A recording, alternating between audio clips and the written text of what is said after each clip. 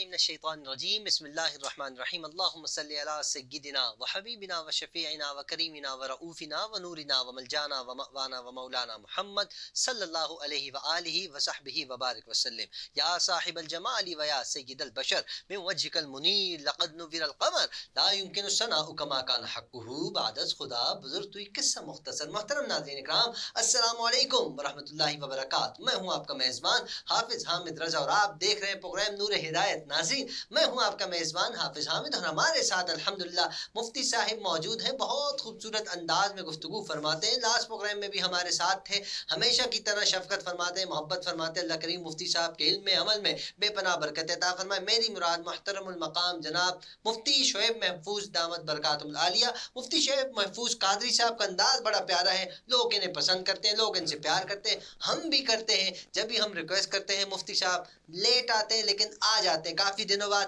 تشریف لائے. مفتی صاحب السلام علیکم. وعلیکم السلام. کیسے مزاج حضرت, خیریت سے؟ آج حضرت میں ذرا جوش میں اس لیے ہوں کہ آج ہم جو موضوع لے کر آئے نا وہ بڑا مزے کا موضوع ہے, کیونکہ اس میں ہم نے اصلاح کی بات کرنی ہے. سرکار کی سنت بھی ہے اصلاح کرنا, لیکن ہمارے معاشرے میں مفتی صاحب معاملہ یوں کسی کی اصلاح کی جائے تو وہ الٹا ناراض, وہ کہتے ہیں کہ اصلاح کی ہے بھائی گلے پڑ گئے ہو, الٹا گلے پڑ جاتا ہے. یہ سمجھ نہیں آتا اس کی کیا وجہ ہے. یہ بھی آج ہم جانیں گے اور اس کے ساتھ ساتھ یہ بھی جانیں گے کہ بہت سے لوگ اصلاح کرنا جانتے ہیں لیکن پھر بھی نہیں کرتے. کہتے ہیں چھوڑو یار کیا معاملہ پڑا, کیا ضرورت پڑی کسی کے کام میں دخل اندازی. تو یہ جانیں گے کیا یہ بھی گناہ ہے کسی کے کام میں دخل اندازی نہ کر کے سوچ کے پیچھے ہٹ جانا. اور اس کے علاوہ اگر کبھی کبھی ایسا بھی ہوتا ہے کہ آپ کسی کی اصلاح کرنے کا ارادہ کرتے ہیں لیکن سامنے والا سدھر جاتا ہے تو آپ اس وقت اور زیادہ خوش ہوتے ہیں. کبھی کبھی ایسا ہوتا ہے اصلاح کرتے ہیں لیکن وہ اور زیادہ بگڑ جاتا ہے, تو کیا اس کا ملبہ آپ اپنے اوپر سمجھیں یا کسی اور کا قصور ہے؟ سوالات بہت سے مفتی صاحب, کچھ اچھے بھی ہیں کچھ ٹیڑے بھی ہیں, کوئی مختلف سے جواب ہیں کیونکہ سوال ہے ہمارے عوام الناس کے. پہلا سوال میں یہ کرنا چاہوں گا, یقیناً اصلاح جب ہم کرتے ہیں, علماء اکرام کرتے ہیں, والدین کرتے ہیں, بزرگ کرتے ہیں, بڑے کرتے ہیں, رہنما کرتے ہیں, تو یقیناً اس کا تعلق قرآن مجید سے, قرآن مجید سے لازمی ہے. تو ارشاد فرمائیے گا نا کہ قرآن مجید میں کس مقام پر کس انداز میں اللہ کریم نے اصلاح کے حوالے سے ارشاد فرمایا. جی الحمدللہ رب العالمین والصلاة والسلام علی سید الانبیاء والمرسلین. بالکل حافظ صاحب, معاشرے کی اگر بات کریں, معاشرے کی تعمیل اور معاشرے کی ترقی میں اصلاح کی اہمیت سے انکار ناممکن ہے. خود اللہ پاک نے قرآن میں ارشاد فرمایا وَذَكِّرْ فَإِنَّ الذِّكْرَ تَنفَعُ الْمُؤْمِنِينَ, کہ نصیحت کرو, نصیحت کرنا مومن کو فائدہ دیتا ہے. اور علامہ آلوسی اپنی تفسیر کے اندر لکھتے ہیں ادھر فرمایا کہ اصلاح جو ہے, اصلاح یہ مومن کی بصیرت کو بڑھاتی ہے. اصلاح جو ہے یہ مومن کی بصیرت کو بڑھاتی ہے. اور فرمایا کہ مومن کی اصلاح کرنے کے دو فائدے ہیں. ایک فائدہ تو یہ ہے, اس بات کی امید ہے کہ وہ گناہوں سے بچ جائے گا, اور دوسرا فائدہ یہ ہے کہ وہ آپ کی جو ذمہ داری ہے وہ پوری ہو جائے گی. یاد رکھیں کہ اصلاح جو ہے وہ انفرادی بھی ہوتی ہے اور اجتماعی بھی ہوتی ہے, اور اصلاح کی جو ابتدا ہوتی ہے وہ اپنی ذات سے ہوتی ہے. بالکل, کیونکہ معاشرہ جو ہے وہ فرد سے بنتا ہے, اور فرد جو ہے وہ ابتدا اپنی ذات سے کرتا ہے. کیا بات ہے, بالکل. کہ قرآن پاک میں فرمایا ہے کہ کنتم خیر امۃ اخرجت للناس تأمرون بالمعروف وتنہون عن المنکر, تم بہترین امت ہو جو لوگوں کے لیے ظاہر کی گئی. کیوں؟ وجہ کیا ہے؟ وجہ یہ ہے تم نیکی کا حکم دیتے ہو, برائی سے روکتے ہو. سبحان اللہ, سبحان تم اللہ. برائی سے روکتے ہو, بالکل تم برائی سے روکتے ہو, تو ہمیں اصلاح کرنے کا حکم دیا گیا. حضرت موسیٰ علیہ نبی جی نے علیہ السلام کلیم اللہ ہیں. آپ نے اللہ پاک سے عرض کی پروردگار جو اپنے بھائی کو برائی سے روکے نیکی کا حکم دے اس کی کیا جزا ہے؟ تو اللہ پاک نے فرمایا کہ اس کے ہر کلمے کے بدلے 1 سال کی عبادت کا ثواب, سبحان اللہ, اور مجھے اسے جہنم کا عذاب دینے سے حیا آتی ہے. امام غزالی لکھتے ہیں کہ ہونا تو یہ چاہیے کہ ہر علاقے کے اندر, ہر شہر کے اندر علماء ہوں جو لوگوں کی اصلاح کی کوشش کریں. اب بعض دفعہ اصلاح جو ہوتی ہے فرض کفایہ ہوتی ہے, اور بعض دفعہ فرض عین ہوتی ہے. انسان دیکھ رہے لوگ گناہ کر رہے ہیں لیکن پھر بھی نہیں بچا رہا, پھر انسان کے اوپر اصلاح کرنا فرض عین ہو جاتا ہے. وہ حضرت موسیٰ علیہ نبی نے علیہ السلام کے زمانہ ہے, اللہ پاک نے حضرت جبریل کو حکم دیا کہ اس شہر کو ان لوگوں کے سمیت زیر و زبر کر دو, ہلاک کر دو. تو عرض کی پروردگار اس میں ایک ایسا بھی بندہ ہے جس نے پلک جھپک نے تیری جو ہے نافرمانی نہیں کی. تو اللہ پاک نے فرمایا اقلبھا علیہم, اے جبریل یہ ان پر الٹ دو, فإن وجہہ لم یتعمر فیجا, साअतन कत्तु, کہ لوگ میری نافرمانی کر رہے تھے اور اس کا چہرہ ذرہ برابر بھی جو ہے نہیں بگڑا. تو معلوم یہ چلا کہ جب لوگ نافرمانی کر رہے ہوں، جب لوگ گناہ میں مبتلا ہوں، تو انسان کو چاہیے کہ لوگوں کی اصلاح کرے. کہ بعض دفعہ اصلاح کرنا جو ہوتا ہے فرض عین بھی ہوتا ہے، فرض کفایہ بھی ہو جاتا ہے. اب سوال یہ پیدا ہوتا ہے کہ ہم تو لوگوں کی اصلاح کریں گے، لوگ نہیں مانیں گے، ہماری مانتے ہی نہیں ہیں. ہم اصلاح کرنے کے تو تیار ہیں لیکن لوگ ہماری مانتے نہیں ہیں. تو ادھر حافظ صاحب یہ یاد رکھیں کہ ہمیں ماننے کے لیے نہیں بھیجا. کیا بات ہے، منانا جو ہے ہمارا کام نہیں ہے. جی منانا ہمارا کام نہیں ہے. ہمارا کام وما علینا الا البلاغ المبین، ہمارا کام پہنچا دینا ہے. محسن کا کام اذان دینا، جی ہمارا کام پہنچا دینا ہے. یہی دیکھیں نا حضرت موسیٰ علیہ نبینا علیہ الصلوۃ والسلام کو جب حکم ہوا کہ جاؤ فرعون کے پاس، وہ جو ہے خدائیت کا دعویٰ کرتا ہے، تو حضرت موسیٰ علیہ نبینا علیہ الصلوۃ والسلام کو ندا دی گئی ہے موسیٰ وہ ایمان نہیں لائے گا، وہ ایمان نہیں لائے گا. تو دل میں سوال ہوا جب وہ ایمان نہیں لائے گا تو میرا جانے کا فائدہ نہیں ہے. تو 12 علماء ملائکہ نے یہ عرض کیا ہے موسیٰ آپ جائیے جہاں جانے کا حکم دیا گیا، کہ یہ وہ راز ہے بڑی کوشش کے باوجود ہم پر نہیں کھلا.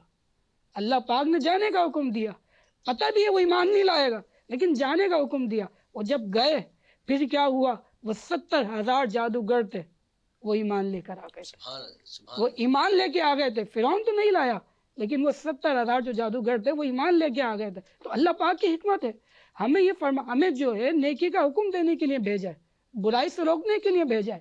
اب یہ کہنا کہ دوسرا ہماری نہیں مانتا تو یہ ہمارا کام نہیں ہے. لیکن یہ بھی یاد رکھیں کہ حافظ صاحب کہ اگر ہم دوسرے کی اصلاح کرنا چاہتے ہیں تو دوسرا کا اصلاح کرنے کا انداز بھی بڑا محبت والا ہونا چاہیے. کہیں ایسا نہیں ہے کہ دوسرے نے اگر کوئی بات جو ہے خلاف شریعت کہہ دی، یا دوسرا اپنی اصلاح کرنا نہیں چاہتا تو ہم نے جو ہے کلپ بنایا اور سوشل میڈیا پہ وائرل کر دیا. ایک بزرگ کی بات بڑی پیاری لگتی ہے، وہ کہتے ہیں کہ اگر اصلاح کرنی ہو نا تو مجھ سے رابطہ کریں، سوشل میڈیا پہ نہ ڈالیں. ہمارے یہاں جو ہے مشہور ہونے کے لیے سوشل میڈیا پہ ڈال دیا جاتا ہے. حضرت ام دردہ فرماتی ہیں جس نے اکیلے میں نصیحت کی اس نے اس کو سنوار دیا. جس نے اکیلے میں نصیحت کی اس نے اس کو سنوار دیا، اور جس نے سب کے سامنے اصلاح کرنے کی کوشش کی اس نے اس کو بگاڑ دیا. تو اصلاح جو ہے ہمیشہ اکیلے میں کی جاتی ہے اور بڑے محبت بڑے انداز میں کی جاتی ہے. تو ہمیں بھی چاہیے کہ لوگ کی اصلاح کریں اور اصلاح کا انداز بڑا محبت والا ہو. کہ سرکار علیہ الصلوۃ والسلام کی حدیثیں ہمیں ملتی ہیں، اس طریقے سے کئی ہمیں واقعات ملتے ہیں. تو اصلاح کرنے کا انداز بڑا محبت والا بھی ہونا چاہیے. لیکن یہ بھی یاد رکھیں کہ ہم صرف اصلاح کریں، لوگ نہیں مانتے یہ ہمارا کام نہیں ہے. ہمارا کام اچھا حضرت یقیناً سرکار دو عالم صلی اللہ علیہ وسلم نے جب اسلام اللہ رب العزت کی جانب سے حکم ہوا، اس کے بعد اسلام پھیلانا اسٹارٹ ہوا، تو صحابہ کرام بھی حضور کے ساتھ ساتھ جب اسلام پھیلنا اسٹارٹ ہوا تو یقیناً حضور پاک صلی اللہ علیہ وسلم اصلاح کرنے لگے، صحابہ کرام کے خانوادے کی اصلاح کرنے لگے، کفار کو دین اسلام کی طرف لانے میں کوشش کرنے لگے، اصلاح کرنے لگے لوگوں کی. تو یقیناً بڑی مشکلات آئی ہوں گی. تو میں چاہتا ہوں یہ ارشاد فرمائے کہ سرکار پاک صلی اللہ علیہ وسلم نے کس انداز میں اصلاح کی ہے؟ سرکار علیہ الصلوۃ والسلام کو جو زمانہ تھا وہ ویسا زمانہ تھا کہ تاریکی میں ڈوبا ہوا تھا. کہ سرکار علیہ الصلوۃ والسلام سے پہلے زمانے جاہلیت میں لوگ شراب نوشی، چوری اور جو ہے بدکاری جیسے جو ہے گناہوں میں مبتلا تھے. لیکن سرکار علیہ الصلوۃ والسلام کا اصلاح کا انداز ایسا تھا، پھر وہی لوگ زمانے کے امام بھی بنے، زمانے کے پیشوا بھی. کیا بات ہے، سبحان اللہ. وہی لوگ زمانے کے امام بھی بنے، زمانے کے پیشوا بھی بنے. ایک شخص نے سونے کی انگوٹھی پہنی ہوئی تھی نا، کہ سرکار علیہ الصلوۃ والسلام نے کیسے فرمایا کہ میں کیا دیکھتا ہوں تم میں سے کوئی دوزخ کا انگارہ لیتا ہے، تو اس نے وہ انگوٹھی پھینک دی. صحابہ نے وہ انگوٹھی پھینک دی. بعد میں جب یہ کہا گیا تم انگوٹھی لے لو، تو انہوں نے کہا کہ جس چیز کو سرکار علیہ الصلوۃ والسلام نے منع کر دیا میں وہ چیز کیسے لوں. کہ سرکار علیہ الصلوۃ والسلام کا اصلاح کا انداز کتنا پیارا ہے کہ ایک شخص آیا عرض کرتا یا رسول اللہ میں مجھے بدکاری کی اجازت دے دیں. تو سرکار علیہ الصلوۃ والسلام صحابہ جلال میں آ گئے کہ یہ بدکاری کی اجازت مانگتا ہے. میرے آقا نے فرمایا اس کو میرے قریب لاؤ. وہ قریب آیا. میرے آقا تو جو ہے علیہ الصلوۃ والسلام کا سمجھانے کا انداز کتنا پیارا ہے. میرے آقا نے فرمایا کہ تو یہ چاہتا ہے تیری ماں کے ساتھ کوئی یہ کرے؟ نہیں یا رسول اللہ. فرمایا لوگ بھی اسی طرح چاہتے ہیں کہ ان کی ماں کے ساتھ یہ نہ کیا جائے. اچھا تو یہ چاہتے تیری بیٹی کے ساتھ کوئی یہ کرے؟ نہیں یا رسول اللہ. کہا لوگ بھی یہ چاہتے ہیں. کہا تم یہ چاہتے تمہاری بہن کے ساتھ؟ اس نے نہیں یا رسول اللہ. میرے آقا نے خالہ بھی کہا، بہن بھی کہا، پھوپھی بھی کہا. پھر اس نے کہا نہیں یا رسول اللہ तो फरमाया सरकार अलैहिस्सलाम के उसके सीने पे हाथ रखा, फरमाया अल्लाहुम्मा कफ़िर ज़म्बहू, अल्लाह पाक इसके गुनाहों को दूर कर दे, व ताहिर क़ल्बहू, अल्लाह पाक इसके दिल को साफ कर दे, व हस्सिन फ़रजहू, अल्लाह पाक इसके शर्मगाह की हिफाजत फरमा। वो शख्स जो था सवाल लेके आया मुझे बदकारी की इजाज़त दें, लेकिन जब गया ना दिल साफ करके गया कि सरकार अलैहिस्सलाम का इस्लाह का अंदाज ऐसा है। हज़रत माविया बिन हकम फरमाते हैं कि मेरे माँ बाप कुर्बान है, मैं सरकार अलैहिस्सलाम के पीछे नमाज पढ़ रहा था, मुझे नमाज की मेरी जो है एक ख़ता सरजद हो गई, कह रहा है मेरे माँ बाप कुर्बान, मैंने ऐसा समझाने वाला नहीं देखा, मैंने इस्लाह करने वाला नहीं देखा, ना सरकार ने मुझे डांटा, ना मुझे मारा, ना मुझे पीटा, बल्कि नमाज के बाद सरकार ने मेरी इस्लाह फरमाई। ये प्यारे आका दो जहां अलैहिस्सलाम का इस्लाह फरमाने का अंदाज है। और एक हज़रत उमर बिन अबी सलमा फरमाते हैं कि मैं छोटा था, सरकार अलैहिस्सलाम की परवरिश में था, कहते मेरी आदत थी कि मैं सरकार अलैहिस्सलाम के साथ एक बार खाना खा रहा था तो मैं बर्तन के हर जानिब से खाता, तो सरकार अलैहिस्सलाम ने मुझे फरमाया ए लड़के बिस्मिल्लाह पढ़ के खाओ और अपने सामने से खाओ जी, और खाओ भी पियो भी बिस्मिल्लाह पढ़ के, बिस्मिल्लाह पढ़ के खाओ। तो कहते हैं कि सरकार अलैहिस्सलाम का तरबियत का अंदाज इतना प्यारा था कि मैं अपने आगे से खाता। हजरत ये तरबियत हमें एक जगह और भी मिलती है कि इस्लाह सरकार ही के खानवादे हजरत इमाम हसन वजू वाला वाक़या याद है आपको? वो मैं चाहूँगा वो भी नाज़रीन तक पेश किया जाए ना। वही ना कि आप ये देखिए अंदाज़ तबलीग, अंदाज़ दावत, अंदाज़ इस्लाह कैसा था कि इमाम हसन इमाम हुसैन देख रहे हैं कि एक शख्स है वज़ू कर रहा है, वज़ू करने का अंदाज जो है उसका दुरुस्त नहीं है, तो ये चाहिए था आप वज़ू दुरुस्त नहीं कर रहे। हमारे यहाँ होते बोलते हैं आपको इतना बड़े हो गए वज़ू करना नहीं आता। मुझे ऐसा वाक़या काज़मी शाह साहब का भी मिलता है, पहले हम इमाम हसन इमाम हुसैन का वाक़या लें तो आपने फरमाया कि आप देखें हम दोनों वज़ू सही कर रहे हैं, आपने खुद वज़ू करके दिखाया, और जब खुद वज़ू करके दिखाया तो वो शख्स ने कहा कि मुझसे ही वज़ू करने में गलती हो रही थी, आप दोनों का वज़ू दुरुस्त था। काज़मी शाह साहब के ज़माने में भी ऐसा हुआ। हज़रत सैयद काज़मी शाह साहब के ज़माने में एक शख्स ने नमाज़ पढ़ी और उसने नमाज़ गलत पढ़ी, तो एक शख्स ने बड़ा डांटा कि ऐसे कोई नमाज़ पढ़ते हैं। काज़मी शाह साहब ने उसको बुलाया, वो करीब आया ना तो उसको सीने से लगाया, तो वो आंसू से रो रहा था कि मुझे उसने ऐसी इस्लाह की है, मुझे डांटा है सबके सामने, वो नदामत से आंसू उसके बह रहे थे, मुझे नमाज़ पढ़नी नहीं आती, मैं इतना बड़ा हो गया।